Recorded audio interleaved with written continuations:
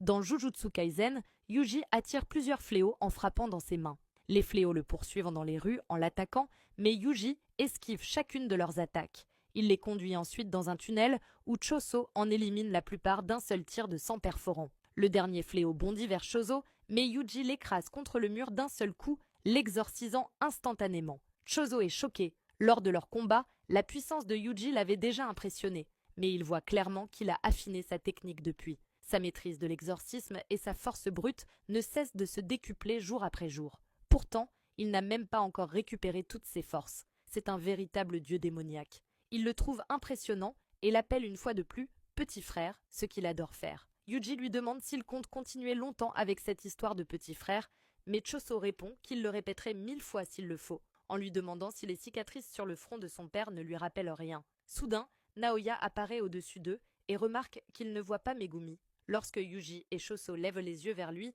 Naoya leur demande s'ils comptent s'enfuir. Yuji est confus puisqu'il ne voit pas pourquoi il le ferait. Naoya révèle alors que l'exécution de Yuji va reprendre maintenant que Gojo n'est plus là pour le protéger. À ces mots, Yuji repense aux paroles d'Ino sur tous les exorcistes que Gojo avait protégés des hauts dirigeants.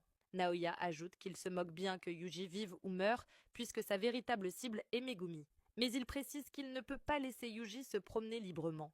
Il va simplement lui briser les jambes en attendant Megumi. Yuji lui demande ce qu'il veut à Megumi et Naoya répond qu'il prévoit de le tuer, mais seulement après qu'il aura écrit quelque chose pour lui. À cet instant, Naoya bondit vers eux. Yuji perçoit sa technique mais pas assez vite pour éviter le coup de poing qui lui fracasse le visage et le projette au sol. Il attaque ensuite Choso, qui parvient à bloquer. Mais avant que Yuji ou Choso ne puissent riposter, Naoya s'écarte d'un saut. Yuji commande sa rapidité et Choso ajoute que cela doit venir d'un sort. Surpris par la résistance de Yuji, Naoya s'interroge aussi sur l'identité de l'homme qui l'accompagne. Il demande ensuite s'il doit passer à la vitesse supérieure, mais tous les trois s'interrompent soudain.